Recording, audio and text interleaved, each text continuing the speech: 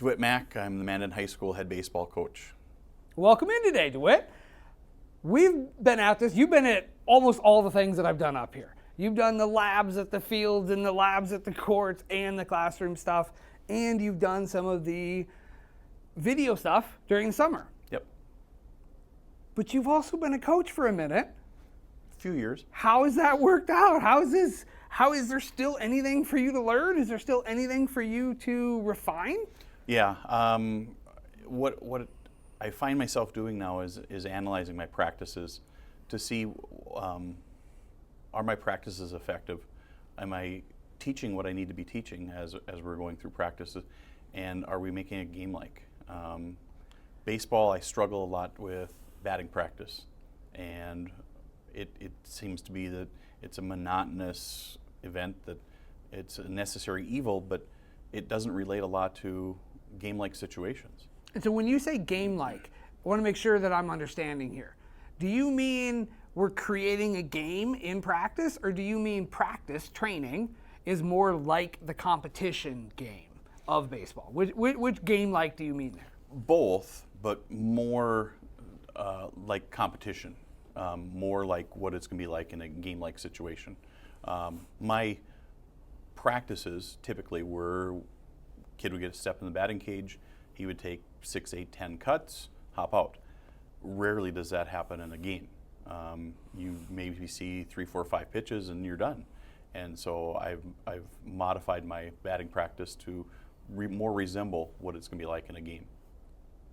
Where did that come from? Why? Because you did it the same way for a long time, man. That's how did you come to that idea of, hey, wait a minute, we're doing a thing in training that we're not going to see in competition?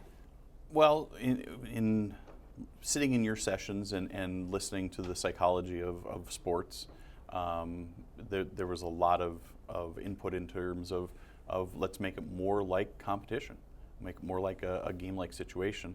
And then watching in labs when we went to watch football practice or volleyball practice, how does that relate to the game, and how is it going to help them get better in the game?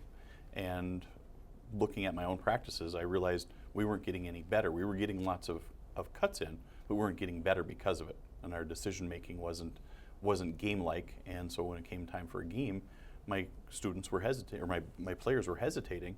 And as they hesitate, that brings in doubt, and doubt usually ends up with failure. We can be really skilled at something and then also not perform well when the lights come on, sort of thing, right? Is that kind of what you're talking about? Yep. Yeah, and that happens across sports. So I'm really appreciative that you could bring in those lab components that we talk about, where we can recognize that on other squads, with other student athletes, with other coaches, and then sort of steal little pieces of that and bring it back to the baseball world for you. Yep. Yeah? Yep. All right, anything else that has connected? Have you done anything that we've worked through that then translates to maybe your teaching?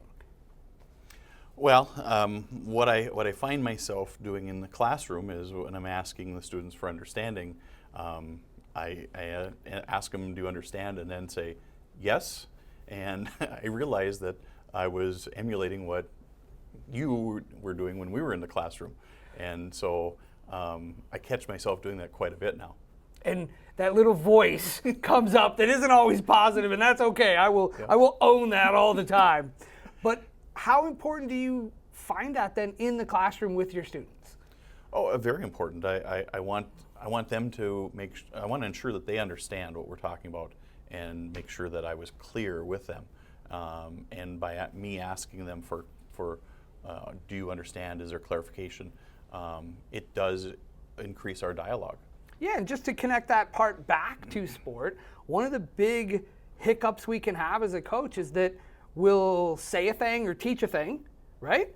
And we think the kids got it, so we move on to step 2.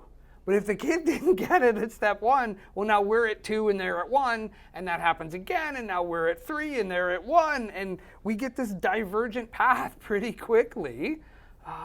Do you see that change as well then when you're with your athletes? I found myself numerous times going to step 2 and realizing I hadn't done a very good job explaining step one, and going back and going through step one again and explaining it better, and then allowing for a little bit more dialogue to allow us to get to that step two. Fantastic, Dewitt. I appreciate you coming in, man. Thank you. Yeah, thank you.